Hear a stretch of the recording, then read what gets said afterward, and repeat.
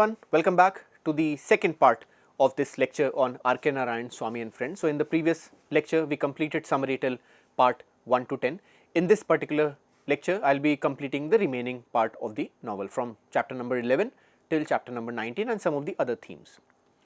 Now, this is chapter number 11, in father's presence. Now, in this chapter the summer vacations are going on. Rajam, Swami and Mani, they meet together in an evening and they encounter a young boy on a cart. They all bully him in a playful manner and then they go off. Then on one evening, his father catches Swaminathan wasting his time and asks him to solve some questions of arithmetic. This is a very funny incident where Swaminathan is not able to solve the questions and he bursts into tears. He hates fraction solving and he hates mathematics and he was not able to solve the questions. Later on in the same chapter, both Swami and his father go to play tennis in the club, and on their way back he encounters the coachman's son once again.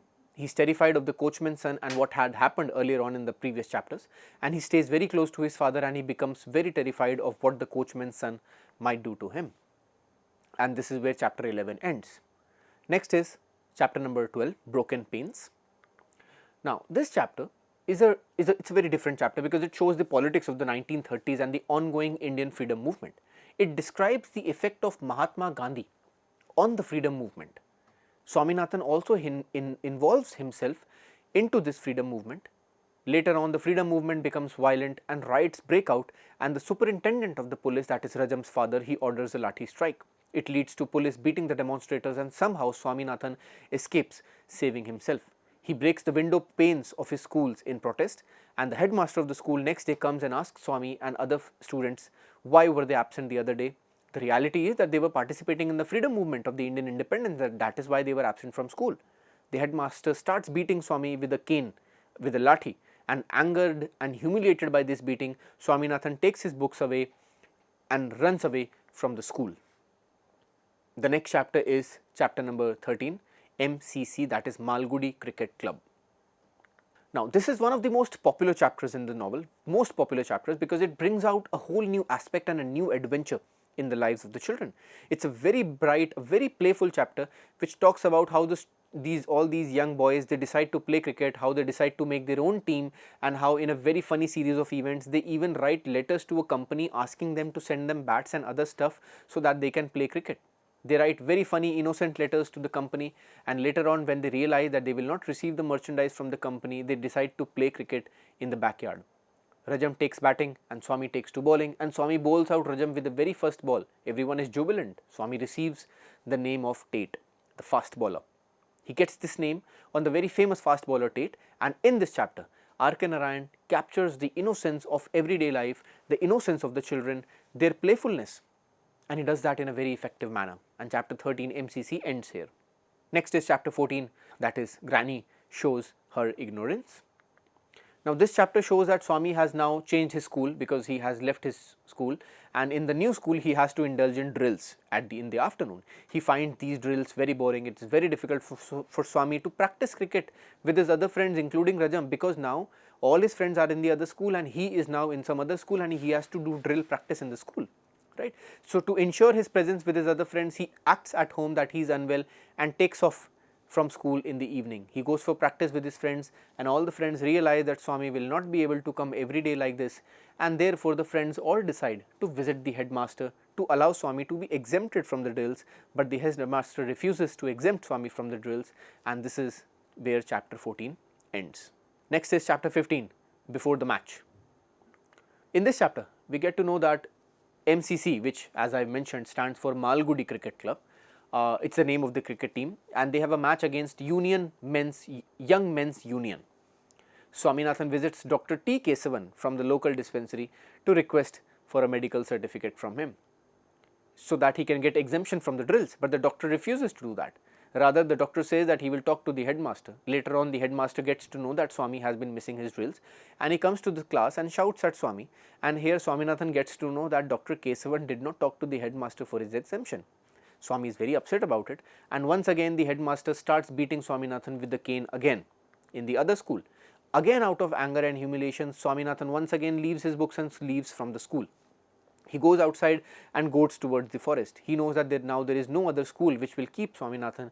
He is very upset and he thinks that now he will have to leave everything because there is no other school in Malgudi. He is ashamed of the fact that he will not be able to show his face to the father. He thinks that Albert Mission School, his first school, was much better, and that he should not have left his first school.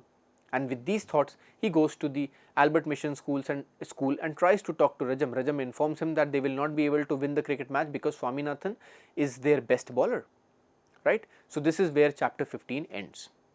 The next one, as you can see, is chapter number 16, that is Swami disappears. Now, in this chapter, Swaminathan leaves his home, and as we know, he goes to the jungle. His entire family is very upset, they are nervous, and his father is feeling very ashamed because he thinks that his strictness with Swami has led Swami to take this extreme step of leaving their home. But that is not true, as we know. And this particular chapter, that is chapter number 16, it ends with the father trying to search for Swami. So, he goes everywhere to find Swami, but he is not able to find so. Then chapter number 17 is the day of the cricket match, the day of the match. Now, Swami keeps walking into the jungle, and as we know, he is walking towards the jungle, but he is lost. This is a very upsetting situation for Swami, and the jungle episode is perhaps his worst nightmare. He is extremely terrified of whatever noise he hears, and he knows that he has lost his way and starts crying and simply falls unconscious. Luckily he was found by a cartman and returned to the forest officer. All these incidents happen on the day of the match, and therefore he is not able to go, for the cricket match, and he misses the match. This is chapter number 18, that is the return. Now, in this chapter we describe the cricket match. K Narayan describes the cricket match. We get to know that the MCC, that is Malgudi Cricket Club, it gets defeated by the rival team because they do not have a good bowler. It is only Swaminathan who was a good bowler, but then he is simply missing because he has left his school and he has left his home and he is into the jungle and he is lost. So, he cannot attend the match, and he misses the match. Rajam is clearly very upset because Rajam is the captain, and he says that they were not able to win the match because of Swami's absence, and he believed that Swami has ditched them, right. In this chapter, that is chapter number 18, we also get to know that Swami has been returned to his family and that everybody in the family is taking good care of him. But deep down, Swami is upset to know the fact that he missed the match, and he is deeply embarrassed. Then comes the last chapter, and that is a parting present. Now, this is the last chapter. As we know, we are coming toward the end of this novel. In this chapter, we get to know that Rajam's father has been transferred and that Rajam is leaving Malgudi forever. Swami gets to know this from Mani, and both Swami and Mani rush to the railway platform to meet Rajam for the very final time.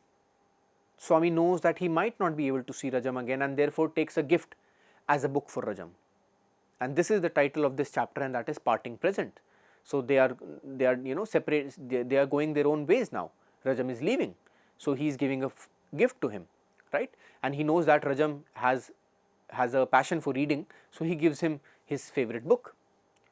Rajam is clearly upset on Swami, but nonetheless he accepts the gift that Swami gives him, and the train moves off.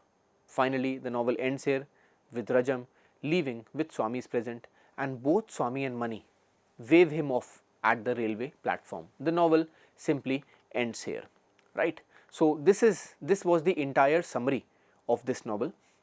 So, what I have done is I have delved into a detailed analysis, a detailed description of all the 19 chapters that we had in this novel. So, this is the summary of this novel. Now, let me now touch upon some of the other several important themes and topics that are important in this novel.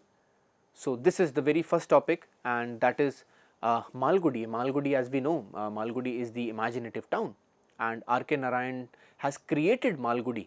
It is one of his creations. So, I will be touching on that, right. So, this is just an image of Malgudi which I have taken from the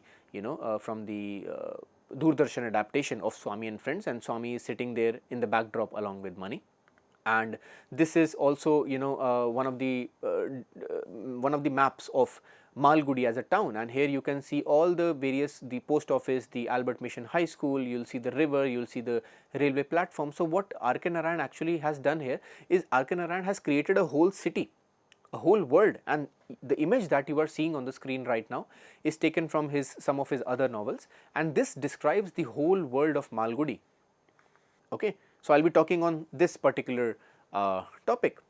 So as we know, it is the fictional town called Malgudi, the most popular fictional creations in Indian literary arena, undoubtedly.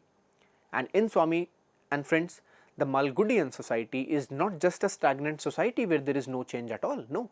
In the novel, we notice how Malgudi is also a hotbed of politics.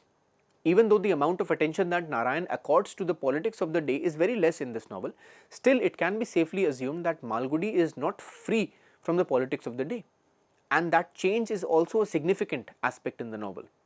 Also, the Malgudian society shows the superstitions, the rituals, the worships, the customs, traditions, crisis of everyday life. So, therefore, Malgudi as a town is not alien to modernization and other significant changes of the day. There is a whole buzzing environment in Malgudi, right? So, Malgudi is buzzing with activities of all sorts. Therefore, it is not a stagnant society, right? It is not a traditional society either, because we can see that there are British colonial cricket clubs as well in Malgudi. Along with gully cricket, you can also find British colonial cricket. You can find the Albert Mission School. We can find the other Malgudi local schools as well. You can find the British missionary schools as well. So, we can notice there are motorized cars in Swami and Friends along with the Tongas as well. So, also if you look at the characters of Swami, Mani, Rajam or even Shankar, we realize that these children represent the youth of the nation at that time, because they all show the trials, the confusions, the hopes, the aspirations of the budding minds of the 1930s India. The Malgudian youth has a sensitive mind and they want to break away from tradition. Almost everybody tries to do that, even Swami, right? But at the same time, they understand the importance of tradition. For example, in the novel, Swami wants to run away from his family, but at the same time, he also realizes how important his own family is to him. Swami wants to rise in protest against the British, but he understands the limits and dangers of it as well, right? So, the Malgudian youth is deeply affected by the spirit of newness and modernity. This is how K Narayan has constructed Malgudi. Swami is openly defiant to some of his teachers who use corporal punishment against him. He even leaves one of his schools in defiance, right?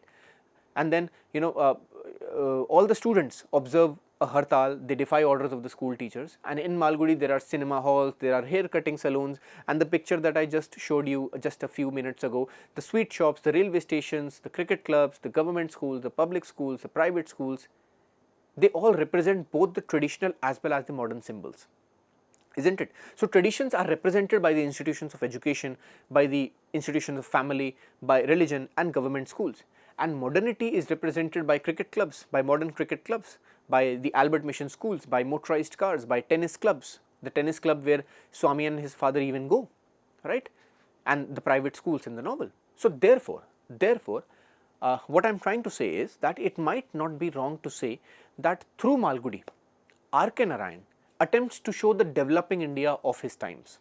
In a way, Narayan has shown Malgudi to be a kind of a hybrid model which comprises both the old traditions and the modern civilization.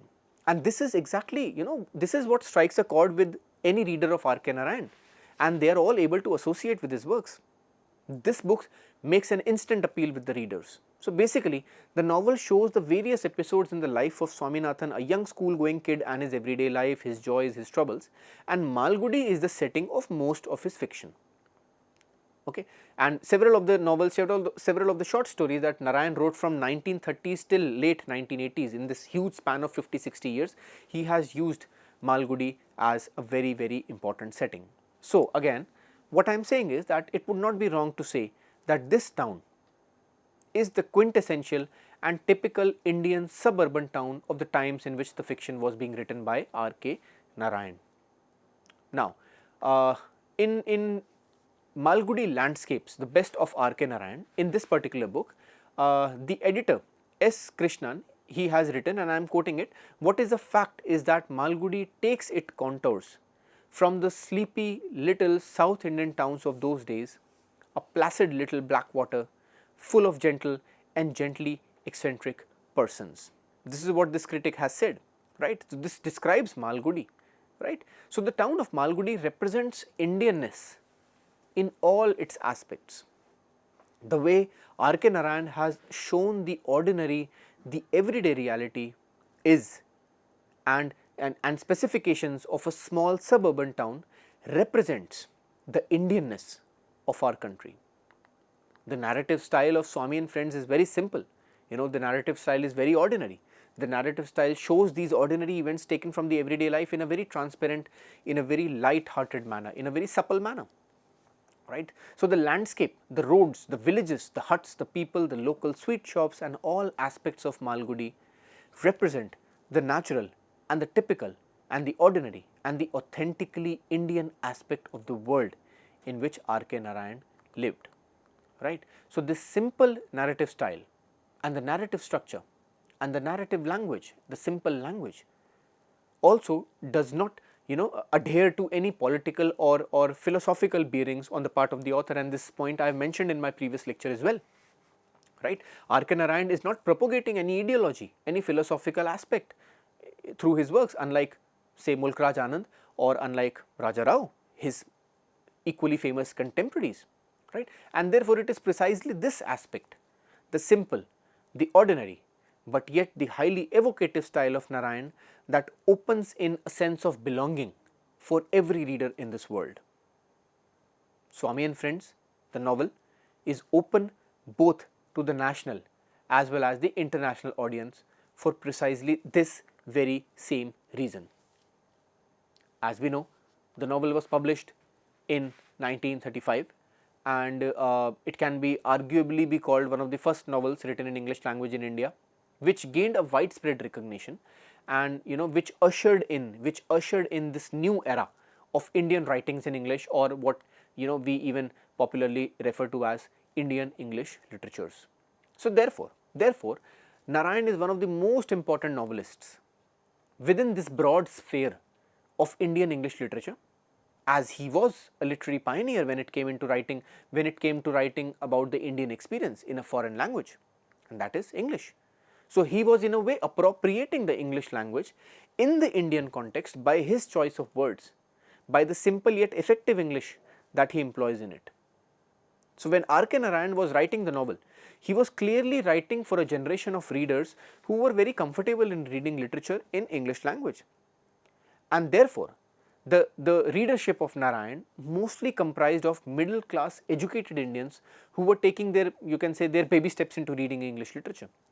So therefore, within the broad category of Indian English literature, R.K. Narayan, Swami and Friends becomes a very important novel to read. In fact, in the mid 19th century, almost 70-80 years before R.K. Narayan's Swami and Friend, Bankim Chandra Chatterjee was the first novelist. Arguably, he was the first novelist to write a novel in English. He wrote Rajmohan's Wife in the 19th century. But this did not create a new leadership. This did not create a new readership. Bankim Chandra Chatterjee's novel Rajmohan's Wife, which was published somewhere around the mid 19th century, did not usher in a new era of Indian English literature. It did not create a new readership who was willing to read Indian literature in English. However, it is only after the by the mid 20th century, after the 1930s, that with the advent of literatures written by the trio of R.K. Narayan, Mulk Raj Anand and Raja Rao, that finally we witness the emergence of the coming of the Indian novel in English. Right? So Narayan's novels and stories are now known for their timeless tales of human life in the mid 20th century India. Right? So Narayan was particularly accurate and meticulous also, as I have mentioned, when it came to observing the ordinary, and he does that in a very ordinary style that is ordinary yet very beautiful. So the language, the sentences and the words that Narayan uses are very simple, they are very ordinary, very straightforward, and this is precisely where lies the charm of R.K. Narayan's works, and this makes his works very interesting and extremely pleasurable. The typical suburban ethos, the typical Indian village, the traditional Indian traditions, the Indian essence, the Indian values, the Indian parenthood, the Indian women, the Indian womanhood, all these aspects find a place in R.K. Narayan's works, and that is precisely there in Swami and Friends as well. And whatever has been said by now, till now by me, is very true when it comes to the small tiny South Indian town called Malgudi, which R.K. Narayan published Swami and Friends in 1935, and from 1935 till his very stories which he wrote till 1990s, it is Malgudi which forms the immediate backdrop of all his works. The readers would also notice, if you read Swami and Friends, you would notice that as the novel comes to an end, we also notice the end of chaos, because almost every Malgudi novel, or almost you can say every novel set in Malgudi, we notice that order and tranquility gets restored at the end. So there is a disorder in the life of Swami and Rajam, but at the end it gets restored. This is because Malgudi as a town lives on its own terms and remains unaffected by the outsiders, and this is particularly evident in the case of Rajam. Rajam, don't you think that Rajam was an outsider? Rajam, being the son of a superintendent of police who used to dress up like a European, he was a very westernized schoolboy, he used to speak English, he was like a member of the elite class of society, and hence in those terms he can only be considered an outsider. But at the end of Swami and Friends, at the end of this novel, Rajam leaves the novel. So the old order is once again restored, right? Old Malgudi gets restored again. So this aspect of tranquility, of equilibrium being set up once again in motion, equilibrium is again achieved, is almost something which is in almost all of the novels by R.K. Narayan, where set in Malgudi. So when Rajam leaves Malgudi at the end of the novel, it brings back the sense of tranquility, it brings back the sense of the old order gets restored, and Malgudi as a town once again starts beating and running to its own beats.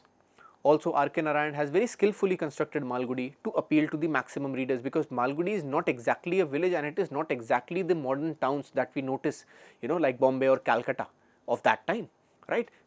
Or maybe of Delhi, the hotbed of colonial legacy. Malgudi does not provide a very modern or a very cosmopolitan city, rather Malgudi is a mixture of the two. It's a small town, it is a suburban town which has its villages, which are forests, there are hills, and R.K. Narayan does it deliberately, right? He shows a space between the urban and the rural. He does it so that it can appeal to both the middle class readers who are taking their baby steps, as I mentioned, into literature, and also the class which is reading English and the progressing the class which is reading English and progressing in life, and so he appeals to both the extremes, right? So therefore this experiment of using English language, or I would say this bold decision, this decision taken by R.K. Narayan to write in English, becomes highly successful for him, as now he can settle to avoid reading public across the social, he can appeal to reading public across the social spectrums of the India of the mid 20th century. This is the reason why Malgudi has been a household name for almost all strata of society, as his effortless style, his easy sentences, his focus on the everyday life, his focus on the ordinary, on the tradition, as well as on the modern, urban and the elite class, appeals to everyone. Malgudi becomes a very important city and the very important creation of Narayan, right? So this quasi-urban city or small town represents exactly that. The town Malgudi therefore represents today the Indianness that all of us Indians would associate with as soon as we read the very first few pages of the novel, right? So as Graham Greene, he even said that Narayan wakes in me a spring of gratitude, for he has offered me a second home. Without him I could never have known what it is like to be an Indian. This is the level of Indianness that we are talking about. Now let us come to the last topic, that is the novel and Doordarshan adaptation. As you can see on the screen, this is a still from the Doordarshan adaptation. Now it was adapted into a TV serial which was aired on Doordarshan in 1987. So there were around 39 episodes in total, and the first 8 episodes were about the novel Swami and Friends. It is easily available on YouTube, you can find that, and it was a huge success in those days, and it was narrated in Hindi. Swami's father was played by the legendary playwright and the theatre practitioner Girish Karnad himself. But then there are certain differences between R.K. Narayan's novel and the video adaptations, so we also have to understand that, right? The novel provides a rich, detailed narrative, which somehow the episodic structure, the video, because the video has to condense the entire story, so it misses out on a key ideas. Then the character development. Characters like Swami, Rajam and Mani are developed through their interactions, through their internal conflicts and growth throughout the story in the novel, right? So the readers gains insights into the motivations and feelings of children, making them very relatable and multidimensional. But in the video, the characters are portrayed very superficially, of course, due to time constraints, and resulting in less emphasis on their individual, personalities. So this can diminish the emotional impact of that R K Narayan wants to show. Then also there are other themes that R K Narayan talks about, like innocence, friendship, rivalry, the pressure of growing up, right? So this socio-political context of British India also plays a significant role in shaping the characters' experiences, right? But in the video, and this was about the novel, in the video these themes are present, but important social critiques or character dilemmas, they are omitted, for quick pacing. So in summary, while both the novel and its video adaptation, which is easily available, the viewers of this lecture, they can watch that, but do that after you have read the novel. So reading the novel for the very first time is definitely much more, it's much more important than watching the adaptation, because we are here to study literature, right? So in summary, while, as I said, both the novel and its video adaptations tell the story of Swami's adventure and friendships, the novel offers a more comprehensive exploration of themes and character development than typically found in adaptations. So therefore, to get a larger perspective of the novel and to get a more true or a more fuller understanding of the novel, it is important to rely on the unabridged text of R K Narayan and not just the Doordarshan adaptation, which is available on YouTube. So at this point, I come to an end of this part of the lecture. From here, we will go on to a more detailed character analysis of the various characters. I will be taking up character analysis, and I will be discussing other relevant themes in this particular novel as well. So in this novel, in these two lectures, we have discussed the summary, and then the various other relevant themes will be taken up in the subsequent lecture. I will take up those points in the next lecture. Looking forward to seeing you all in the subsequent lectures in the very near future. Thank you for tuning in at CEC-UGC. My name is Piyush Chaudhary. It was great to have you here. Thank you so much for your attention and your engagement with this lecture. I will see you very soon on some other day on the remaining parts of R K Narayan, Swami and Friends. Goodbye for now. Thank you.